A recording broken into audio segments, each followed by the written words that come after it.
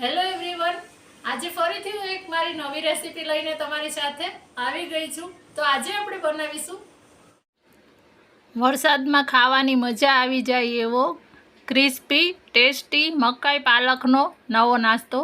તો આ નાસ્તો આજે આપણે વધેલા ભાતમાંથી બનાવીશું અને આ એટલો ટેસ્ટી લાગે છે ને કે આની સામે તમે બીજા પકોડા, ભજીયા, કબાબ બધું ભૂલી જશો. એટલો ઝડપથી બની જાય અને ટેસ્ટી પણ છે. તો એના માટે મેં અત્યારે એક વાટકી, જે નાની વાટકી હોય છે ઘરની રેગ્યુલર, એટલા મારી પાસે આ વધેલા ભાત હતા એ મેં લીધા છે.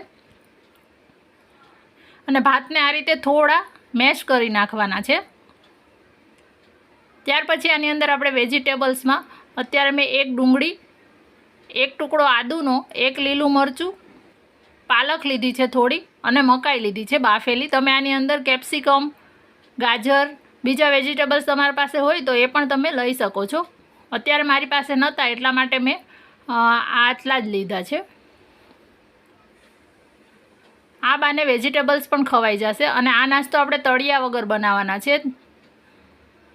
તો એકદમ ટેસ્ટી એવો આ નાસ્તો બનાવવા પહેલાં આપણે આટલા વેજીટેબલ્સ અંદર એડ કરી અને હવે આની અંદર મસાલા કરીશું. તો પહેલાં આપણે સ્વાદ પ્રમાણે મીઠું લઈ લેશું. ત્યાર પછી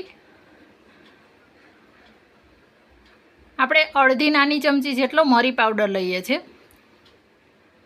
મકાઈ સાથે મરી પાવડરનું ટેસ્ટ સરસ લાગતો હોય છે. હવે આ મેં એક નાની ચમચી જેટલું ધાણા જીરું પાવડર લીધું છે. ત્યાર પછી અડધી ચમચી જેટલું લાલ મરચું પાવડર લઈએ છીએ. તમને તીખાશ ગમે એ પ્રમાણે લેવાની. મેં અત્યારે જે લીલું મરચું લીધું એ પણ એકદમ માઇલ્ડ જ છે, તીખું નથી. તમને તીખા લીલા મરચાં ગમે તો તીખું લેવાનું. ત્યાર પછી આપણે આની અંદર હવે ચાટ મસાલો લેશું. થોડુંક ચટપટું આને કરવા માટે આપણે એક નાની ચમચી જેટલો ચાટ મસાલો લેવાનો છે.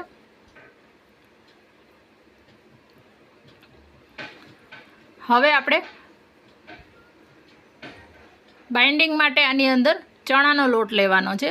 તો ચણાનો લોટ અત્યારે આપણે પહેલાં એડ કરી જોઈશું. તમારા ભાતમાં અને કેટલું મોઇસ્ચર છે એ પ્રમાણે તમારે લેવાનું છે. એનું ફિક્સ માપ નથી. તો અત્યારે આપણે 2 મોટી ચમચી જેટલો લઈએ છીએ અને હવે આને હાથથી જ મિક્સ કરવાનું છે. આમાં પાણી કે આપણે કંઈ એડ નથી કરવાનું.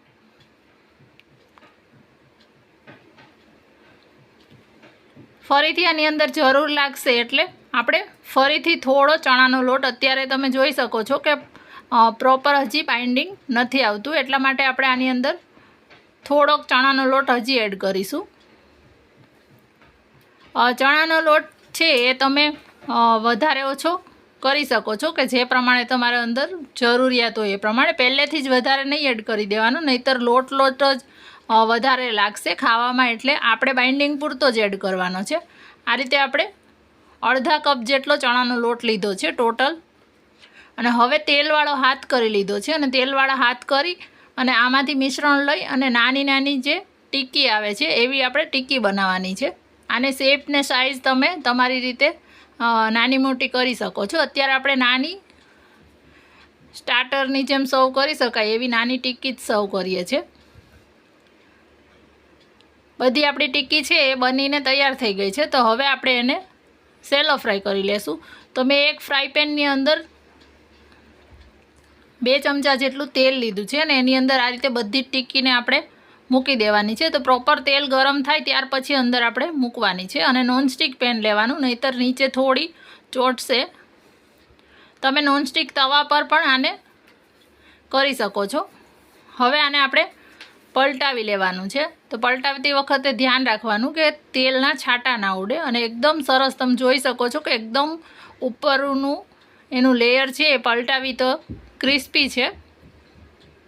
આ રીતે આપણે બધી જ ટીક્કીને પલટાવી લીધી છે. અને આ રીતે તેલ છે એ થોડું ફ્રાય પેનને હલાવવાનું છે એટલે બધી સાઇડ્સ પણ એની સરસ શેકાઈ જાય. આ મેં થોડું તેલનો ભાગ નહોતો ત્યાં મૂકી ટીક્કી એટલે ચોંટી ગઈ હતી.